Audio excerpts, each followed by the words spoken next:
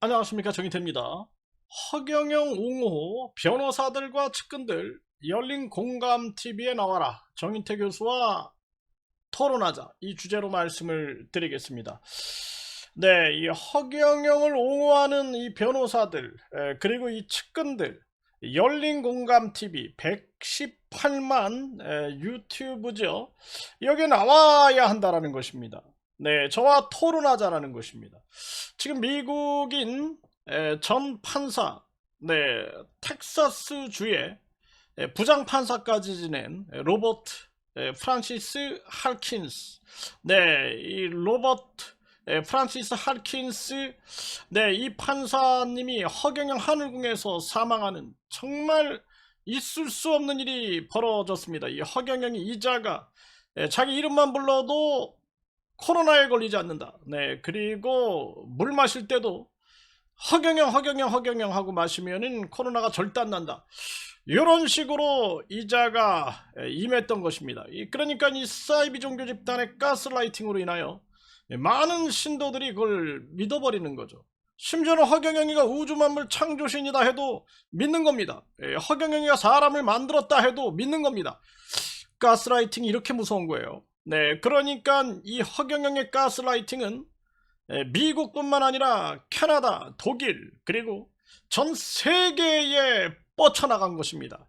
그래서 이 허경영이 이자가 전 세계 하늘궁 순례단이다. 네, 요런 것까지 만들고 박효숙님을 거기 총재로, 네, 총재로 구도로 약속을 했다. 그리고 해외 총괄 본부장이다. 네, 이런 식으로 이용해 먹은 것이 아닐까 이런 생각을 하게 되는 거죠. 정말 기가 막힌 겁니다. 네, 그래서 2022년 3월, 네, 3월 3일에 이 박효숙님과 배우자죠. 그리고 로버트 프란시스 할킨스 전 텍사스 주의 부장 판사였으면서 그러면서 당시 콜로라도 주의 변호사죠. 네, 이 변호사, 네, 이분이 한국에 들어오게 된 겁니다. 그런데 미국에서도 이제 비행기를 타고 그리고 당시가 코로나 시기였기 때문에 건강검진까지 하고 건강이 아주 좋다, 굿, 네, 이런 의사의 이 판정문이 있습니다. 그리고 미국에서 2번씩이나 코로나 음성, 네, 그렇기 때문에 비행기 탈 수 있는 거죠. 저도 해외에서 들어올 때 코로나 검사를 통해서 만약에 문제가 있으면은 비행기 못 탑니다. 네, 그 당시에 그랬어요. 그리고 이제 한국에 들어오자마자 또 코로나 검사를 합니다. 네, 저도 그렇게 했습니다. 한국에 들어오자마자 인천공항에서 이 대기된 차를 타고 그리고 저도 이제 송파 보건소에 가가지고 이 코로나 검사를 했고 그리고 이제 바로 격리가 됐어요. 네, 격리가 돼가지고 코로나에 이제 음성 판정을 받게 되는 거죠. 네, 그리고 나중에 이제 격리가 풀리게 되면 그때 15일을 했습니다. 죽는 줄 알았어요, 제가. 그래서 15일 동안 방에 처박혀가지고 완전히 감옥 생활을 했는데 그리고 나서는 결국에는 이제 또 검사를 해가지고 음성 나오고 나서 이제 자유의 몸이 됐는데 네, 그렇게 지냈던 겁니다. 그러니까 이분들도 미국에서 코로나에서 전혀 문제가 없었고 비행기를 타고 한국에 들어와서 2번씩이나 검사 결과 들어올 때 한 번 그리고 격리 끝날 때 한 번 코로나 음성 결과가 나온 거죠. 그런데 3월 10일에 이 허경영 시설에 부산에서 100여 명 정도가 집결을 했다라는 것입니다. 그리고 나서는 코로나에 걸리게 되는 그런 상황이 펼쳐진 거고 그리고 나서는 3월 17일에 그러니까 너무 안타까운 거죠. 일주일 만이죠. 이 격리 풀리고 나서 일주일 만에 이 허경영 하늘궁 자택 그러니까 전세로 있었던 허경영 하늘궁에 이 영빈관, 영빈관이라는 곳에서 여기에 전세로 있었다라는 거예요. 여기서 이제 사망하게 되는 것이죠.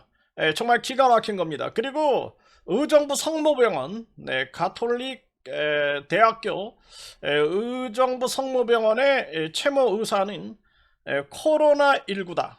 코로나19로 사망했다라는 것을 사망 진단서에 명기를 하게 됩니다. 이게 이제 영문으로 번역도 했어요. 다 이것이 이 자료가 공개된 정황입니다. 정말 기가 막힌 일이 아닐 수 없어요. 그럼에도 불구하고 지금 이 허경영 무리들로 보이는 자들이 유튜브에 댓글을 달면서 이 예방주사 때문에 사망했다, 뭐 90대다, 뭐 이런 얘기를 하고 있는 거예요. 당신 77세였고 하루에 2시간 동안 걷는 그러한 아주 건강한, 2시간 걷는 게 쉬운 게 아닙니다. 저도 지금 무술 연마를 하는 걸 제가 보여드렸죠. 제 쇼츠 방송에 4개를 제가 올렸습니다. 여러분들 보시면은, 네, 제가 이제 테러로 의심되는 상황을 겪었기 때문에, 네, 그것도 생방송 당시에. 그래서 제가 이제 무술을 연마하는, 그러니까 뒤에서 공격하면 바로 핵발차기가 날아가는 거죠. 네, 그래서 아주 그 위험한 상황이 이제 겪으면서 내가 보여줬는데, 그래도 제가 2시간 동안 걷는다는 게 쉽지 않아요.